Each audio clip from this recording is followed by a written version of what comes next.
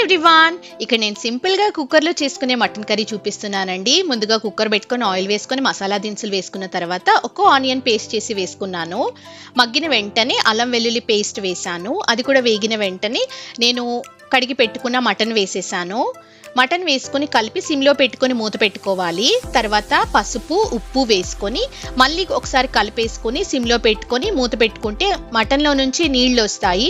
ఇప్పుడు పచ్చిమిర్చి కరివేపాకు ఒక టమాటా పేస్ట్ చేసి వేసుకోవాలి.